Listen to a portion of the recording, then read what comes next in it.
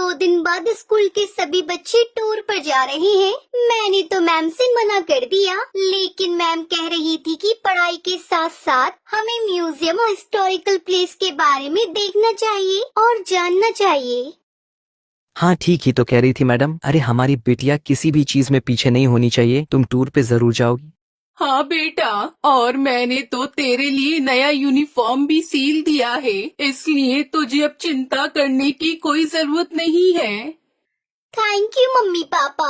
आप जैसे माँ बाप हर किसी को मेरी हर छोटी छोटी ख्वाहिशों को पूरा करने के लिए आप दोनों दिन रात मेहनत करते हैं। वैसे ही मैं जल्दी ही कामयाब होकर आपके हर एक सपने को पूरा करूँगी।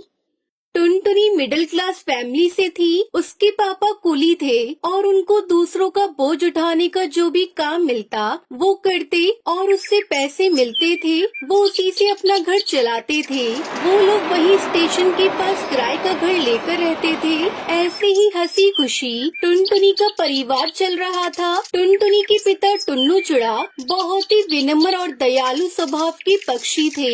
वो हमेशा दूसरों की मदद किया करते थे। ऐसे ही एक दिन एक अंधी पक्षी अपने बच्चे को लेकर स्टेशन पर ट्रेन आने का इंतजार कर रही थी। तभी अचानक से उसका पैर फिसल जाता है और उसका बच्चा पटरी पर गिर जाता है। माँ मुझे बचाओ, माँ बचाओ मुझे। अरे बेटा कहाँ हो तुम? गोलू, मेरे बच्चे कहाँ हो तुम गोलू? वो अंधी माँ बेबस होकर इधर उधर अपने बच्चे को तलाश रही थी। गोलू ट्रेन की पटरी पर रो रहा था और तभी उधर से तेज रफ्तार से हॉर्न देते हुए ट्रेन आ रही थी। तभी टुन्नू चिड़ा की नजर उस रोती हुई माँ और बच्चे पर जाती है। वो तुरंत ही सामान वहीं रखकर तेज रफ्तार से दौड़ते हुए पटरी पर जाता है और बच्चे को उठाकर स्टेशन पर रख देता है। तभी ट्रेन आ जाती है और टुन्नू चिड़ा अपने साहस भरे जज्बे के साथ उस बच्चे को तो बचा लेता है, लेकिन वो खुद को नहीं बचा पाता और उसकी वहीं मौत हो जाती है। ये खबर जब उसके घर वालों को पता चलती है तो उनके ऊपर मानो जैसे दुखों का पहाड़ टूट पड़ता है। वो लोग फूट फूट कर रोने लगते हैं। माँ पापा हमें छोड़कर कहाँ चले गए? माँ हमारा क्या होगा? माँ कौन मेरी हर इच्छा को पूरी करेगा? अब मुझे कौन पढ़ा लिखा कर अफसर बनाएगा? वहीं टुनटुनी की माँ टूनी की भी तबीयत खराब हो जाती है। अब घर की सारी जिम्मेदारी टुनटुनी चिड़िया पर आ जाती है। ऐसे ही 1 महीना बीत जाता है। माँ मैंने दाल और रोटी बनाई है, चलो माँ थोड़ा सा खाना खा लो। तुम खा लो बेटी, मुझे भूख नहीं है। माँ अगर आप नहीं खाओगी तो फिर मैं भी नहीं खाऊंगी। थोड़ा सा खा लो ना माँ। आपको इस तरह देखकर पापा को भी अच्छा नहीं लग रहा होगा। प्लीज माँ खा लो। उसके बाद टूनी चिड़िया थोड़ा खाना खाती है। इसी तरह समय बीत रहा था। इस बीच टुनटुनी का 10वीं का रिजल्ट आता है और वो अपने पूरे स्कूल में टॉप करती है। माँ आप तो खुश हो ना? काश आज पापा होते तो वो कितना खुश होते। पर देखना माँ, मैं जल्दी ही आगे की पढ़ाई पूरी करके अपने पापा का नाम रोशन करूँगी। टुनटुनी ये सब कह रही थी कि तभी वहाँ पर उसका मकान मालिक कड़कनाथ सेठ आ जाता है। देख टुनटुनी, अब तुम दोनों अपने रहने के लिए कोई दूसरा ठिकाना ढूंढ लो, क्योंकि यह घर मैंने किसी और को किराए पर दे दिया है। मालिक, घर देने से पहले एक बार आप हमसे पूछ तो लेते। यह मेरा घर है और इस घर में किसे रखना है यह मुझे तुमसे पूछने की जरूरत नहीं है। तुम्हारा पति एक अच्छा पक्षी था, इसलिए मैं अभी तक चुप था, लेकिन अब और नहीं। अब तुम दोनों माँ बेटी ये घर खाली कर दो। उसके बाद दोनों माँ बेटी रोते हुए घर से निकल जाती है।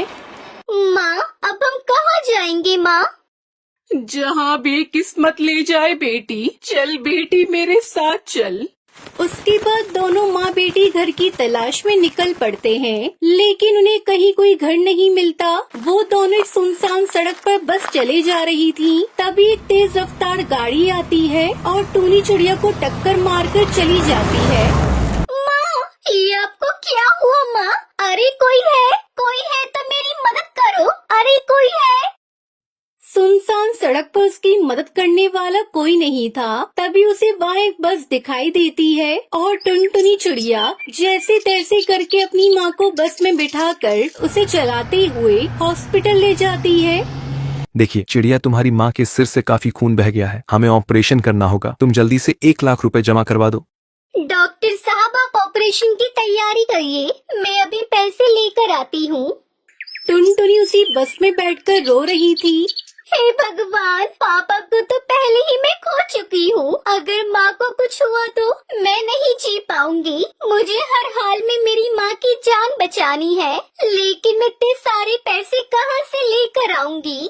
तभी उस बस में से आवाज आती है, परेशान मत हो टुनटुनी चिड़िया, मैं परी लोक से आई हुई हूँ। मैं जादुई बस हूँ और तुम्हारे परिवार वालों की अच्छाई को देखते हुए ही रानी परी ने मुझे तुम्हारी मदद के लिए भेजा है। आज से तुम्हें घबराने की कोई जरूरत नहीं है। ये लो, ये पूरे 1 लाख रुपए हैं।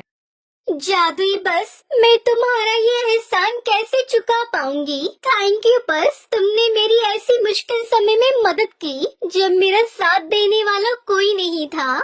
उसके बाद टुनटुनी वो पैसे लेकर अपनी माँ का इलाज करवाती है। कुछ दिनों में उसकी माँ ठीक हो जाती है। फिर जादुई बस टुनटुनी चिड़िया से कहती है, अब तुम दोनों माँ बेटी जल्दी से मेरी बस में जाकर बैठ जाओ, मैं तुम्हें एक चमत्कार दिखाती हूँ। उसके बाद वो बस खुद ब खुद एक बस घर के रूप में बदल जाती है। टुनटुनी, आज से ये घर तुम्हारा है। तुम अब यहाँ अपनी माँ के साथ आराम से इस बस घर में रह सकती हो। और हाँ, तुम्हें इस घर में किसी भी तरह की कोई कमी नहीं होगी। वो सब तो ठीक है जादुई बस, लेकिन ये बस घर तो शहर से काफी दूर है। फिर मैं अपने स्कूल कैसे जाऊंगी? बस इतनी सी बात, मैं हूँ ना, मैं भला किस दिन काम आऊंगी।